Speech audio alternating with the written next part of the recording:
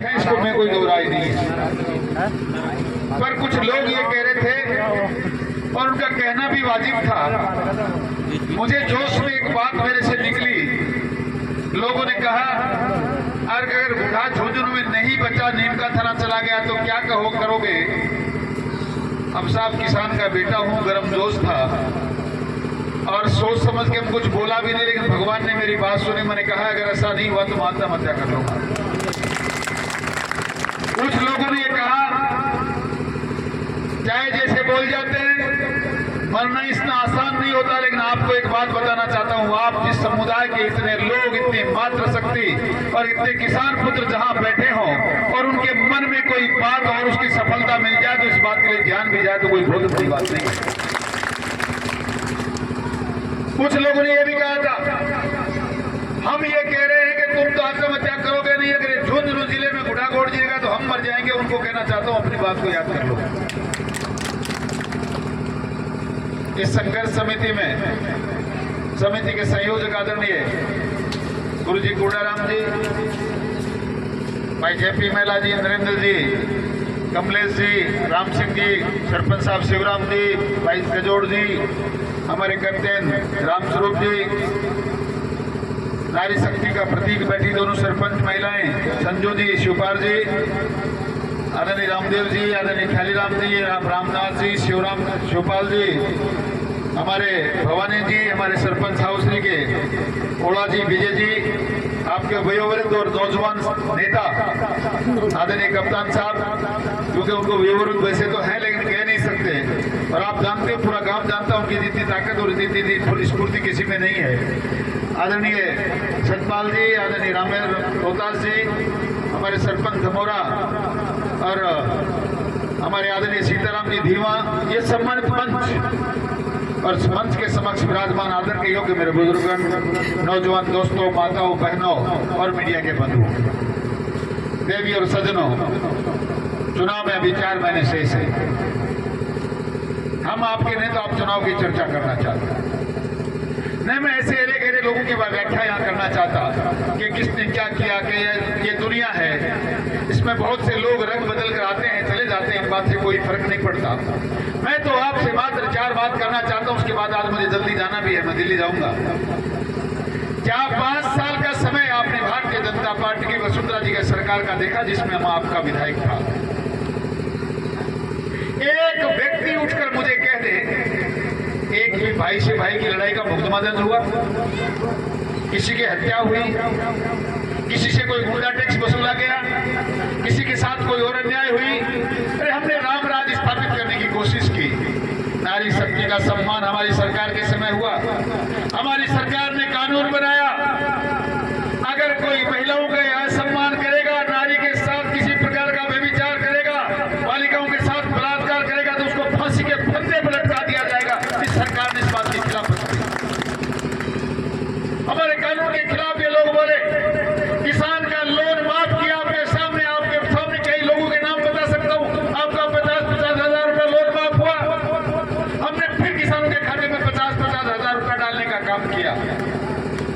हमने आपका टोल माफ किया, ये सड़क पर लेने वाला टोल आपके समय, हमारी सरकार के समय बंद हो चुका था। हमने बिजली के बिल माफ किए। वर्तमान सरकार कह रही है पहले गहलोत साहब की फोटो लगाओ, फिर रजिस्ट्रेशन कराओ और फिर बैंक में खाता खुलाओ। अरे ये नहीं होगा तो कोई बिजली का बिल माफ नहीं होगा, ये सारा का सारा ढकोसला है। हमारी सरकार ने कहा किसान के बाप का नाम हो, दादा का नाम हो, 10 रुपए की मोटर पूरी फ्री है। ये काम हमारी सरकार ने किया। वर्तमान सरकार ने आपको क्या दिया? राजस्थान की राजधानी में कांग्रेस की सरकार के सबसे बड़े मुखिया ने हाथ उठाकर कहा, हे राजस्थान के किसानों, 1 2 3 4 8 2 10 दिन में संपूर्ण कर्जा किसान का माफ कर दूंगा। मैं देवी और सज्जनों आपसे जानना चाहता हूं, आपका 4.5 साल में किसी का 1 नया पैसा कर्जा माफ हुआ? नहीं हुआ। किसी बेरोजगार को बेरोजगारी भत्ता मिला 3,500 रुपया? कोई नौकरी मिली? फिर सरकार बनती किस बात के लिए है? फिर आपने विधायक चुना किस बात के लिए? आपके साथ 5 साल 4.5 साल पहले बहुत बड़ा धोखा हुआ था कि हम लोन माफ कर देंगे। अब लोग बेरोजगार नौजवानों को रोजगार देंगे, नहीं तो उनको भत्ता देंगे। ये सारे के सारे धोखा देने वाले बहुरूपी आपके सामने फिर आने वाले हैं कि आपको सावचेत करने आया हूँ, आपकी ताकत का एहसास कराने आया हूँ और आपको मात्र इतना बताने आए हैं हम लोग कि आप में इतनी बड़ी ताकत है, आपकी ताकत ने पूरी सरकार को हिला दिया, झुका दिया और आपके घुटा को झुंझुन में रखा झुका दिया। ये आपकी ताकत है। इस ताकत को अगर संभाल कर रखोगे तो मेरी माताओं, बहनों और बच्चों, मेरे बुजुर्गों और नौजवान साथियों, अगर इस ताकत को संभाल कर रखोगे, 4 महीने बाद सही सलामत इस्तेमाल करोगे तो वही राम राज वाली सरकार बनेगी और वो सरकार बनेगी जो कभी भगवान राम का मंदिर बनाएगी, आपके लोन माफ करेगी, आपका इतिहास रचेगी। इस सनातन संस्कृति को जिंदा रखने के लिए कभी 370 की धारा हमने हटाई, कभी 35A हटाई। हमने हिंदुत्व को जिंदा रखने का काम किया है और मरते दम तक आपका मान और सम्मान बचा के रखेंगे। आपसे वादा करना चाहता हूँ, हम लोग मुंह से कुछ बोल भी जाते हैं तो भगवान उसको सुनता है। भगवान नहीं सुनता होता तो आपका एक भाई, आपका एक बच्चा आपके सामने भाषण नहीं दे रहा होता, कहीं राम को प्यारा हो जाता, क्योंकि मरना पड़ता। अगर घुटा झुंझुन में नहीं जाता तो मरना पड़ता। इसलिए वो भगवान हमारी सुनता है। हम भगवान के अनुयायी हैं, भगवान राम को मानने वाले हैं। हम माता सीता की उपमा दुष्टों से नहीं करते। ऐसे ये दरिंदे कारिंदे जो कहते हैं माता सीता के लिए कि रूप पर न्योछावर होकर राम और रावण उनके पीछे पीछे भागते थे, ईश्वर करे ऐसी जुबान पे ताला लग जाए, दोबारा कभी जनता को ऐसे सब सुनने नहीं पड़े। मैं तो आपको मात्र इतना बताना चाहता हूँ कि आने वाले समय में आपके पड़ोस में हमारा भाई किसान का बेटा महावीर झाझड़िया की हत्या हुई, वो हत्या दोबारा ना हो जाए। बाबूलाल मणकस की कोई हत्या ना कर दे, बाबूलाल सैनी की और मदनलाल मणकस की कोई हत्या ना कर दे, इंसानों के हाथ पैर ना टूट जाए, माता बहनों की अस्मिता के साथ कोई खिलवाड़ ना कर दे। आपके सामने नारी शक्ति का स्वरूप हमारी प्रधान के साथ क्या हुआ, ये आप लोगों ने अच्छी तरह देखा है। अनगिनत जगहों पर मैं उनसे मेरे मुंह से बोलना नहीं चाहता, ऐसे ऐसे बेविचार दलित समाज की बेटियों के साथ हैं। मैं तो दलित समाज के लोग जो यहाँ उपस्थित उनसे कहना चाहता हूँ कि हमारी बेटियों के साथ अन्याय हुआ, बलात्कार हुआ, बेविचार हुआ और 89 मुक्त में दलित समाज के खिलाफ SC/ST के एक्ट में दर्ज हुए और उसी व्यक्ति के जिसको आपने जनता को जो एक कहता था कि मेरा पहला प्यार है, जो आपका नेता था, आपके हमारे वोटों से चुन कर गया, उसने स्वतंत्र मुकदमों पे FIR लगा दी। स्वतंत्र मुकदमा, CI उनकी जाति का, DSP उनकी जाति का, एडिशनल उनकी जाति का, तहसीलदार उनकी जाति का, DSP उनकी जाति का। किससे न्याय प्राप्त करना चाहते हो? अगर दलित समाज उसका अपना पहला प्यार था तो कम से कम 1-2 व्यक्ति लाके किसी स्थान में बैठाता ताकि उनकी वो सुनता। वो नहीं कर सकता, वो नहीं कर सकता। ऊपर से आप बुरा मत मानना, मैं मेरी जबान से नहीं कहना चाहता, पर ये दलित समाज के बुजुर्गों, नौजवान साथी और माताओं, वो कहता है कि पैर की जूती पैर में अच्छी लगती है। मैंने खजूर जी को कई बार सुनवाया है। ऐसे लोगों को वोट देते हो? ऐसे लोग चुनकर हमारा विधायक बनेंगे? ऐसे लोग राजस्थान की राजधानी में जाकर उदयपुरवाड़ी का नेतृत्व करेंगे? इसलिए आपको आगाह करने आया हूँ, ये फैसला आपको करना है। ये फैसला आपको करना है। 4.5 महीने बाद आप अगर फिर दोबारा कोई गलती कर देंगे तो इस उदयपुरवाड़ी का सत्यानाश आधा तो हो चुका है, पूरा सर्वनाश आप लोगों के हाथों से हो जाएगा। इसलिए देवी और सज्जनों, मेरी बात को याद रखना, मैं किसी के गाने नहीं आया, आपको आगाह करने आया हूँ, आपकी ताकत जगाने आया हूँ। आपने ये 2 महीने पहले जो ताकत नाचते गाते गुढ़ागौड़ जी के चौक में भोट गिर चौराहे पे दिखाई थी, वो जो ताकत एक बार आने वाले समय पर, एक बार 4 महीने के बाद इस बूथ पर नाचते गाते बटन दबाना, दुनिया की कोई ताकत आपको हरा नहीं सकती। और आपको मात्र इतना कहना चाहता हूँ, किसी कवि ने लिखा है, नहीं भाई, ओ मिस्त्री साहब, ओ मिस्त्री साहब, मिस्त्री साहब, ये बावड़ो रे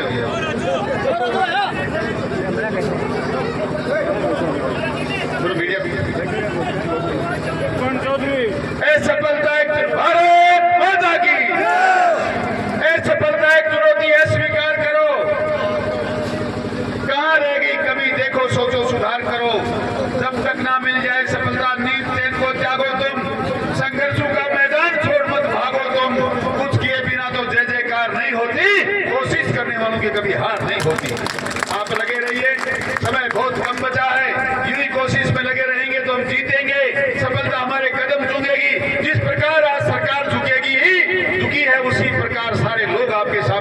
और आप सिरमौर बन जाएंगे। मैं शहीदों की धरती पर आप सबको प्रणाम करना चाहता हूँ।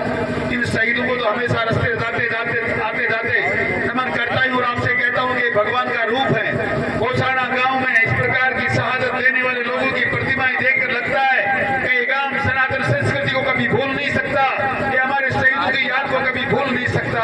हम इनको नमन करते हैं, इनके माता पिता को नमन करते हैं, इनके वीरांगनाओं को नमन करते हैं, इस धरती को नमन करते हैं और इस गांव में रहने वाले एक एक बच्चे को, महिला को, बुजुर्ग को नमन करते हैं और प्रणाम करते हैं कि आप ऐसी शहीदों की धरती पर रहते हैं। आपके यहाँ कभी न्याय नहीं, वैसा हो नहीं सकता। मैं समझता हूँ कि 4 महीने बाद आप न्याय करेंगे, हम इस बात का भी इंतजार करेंगे। और आपको बताने का एक धन्यवाद और देने आया हूँ, एक धन्यवाद और देने आया हूँ। लोग कहते थे कि ये जनता है, आज इनकी समस्या है, इनको नीम का दाना में मिला दिया इसलिए गुढ़ागोड़ जी में आए हैं। मेरी छाती आज सेना मेरा फूल रहा है कि गुढ़ागोड़ जी में जितने आए उससे 4 गुना लोग यहाँ आए हैं। इस बात के लिए आपको बहुत बहुत धन्यवाद। अब एक अंतिम निवेदन और करके मैं मेरी वाणी को विराम भी दूंगा, फिर आपके यहाँ से रवानगी भी लूंगा। 10 साल हो गई आपके बीच में, कभी ब्याह में, कभी शादी में, कभी सुहावणी में, कभी दसोटन में आपने बहुत जिमाया, बहुत बुलाया। माताओं, आपसे भी कहना चाहता हूँ 29 तारीख को मंगलवार को उबड़ी वाला बालाजी में हम सब आपके सहयोग से एक छोटी सी सुहावणी का आयोजन कर रहे हैं और मैं पोसाड़ा के समस्त ग्रामवासियों को सेगरा न्योता देके जा रहा हूँ कि आप 29 तारीख को 10 बजे से लेकर शाम को 8 बजे तक वहाँ प्रसाद का आयोजन रखा है। आप सबके सब वहाँ जरूर आना। मात्र शक्ति नहीं आएगी तो फिर दोबारा फिर देखना, मैं भी नहीं आऊंगा। वो न्योतो है बराबर को, वोट आपकी जगह ही मन जिमाए तो जिम्बा ने बुलाए 29 तारीख ने मंगलवार ने जरूर सारा का सारा बैठा जो। बहुत बहुत धन्यवाद। जय हिंद, राम राम।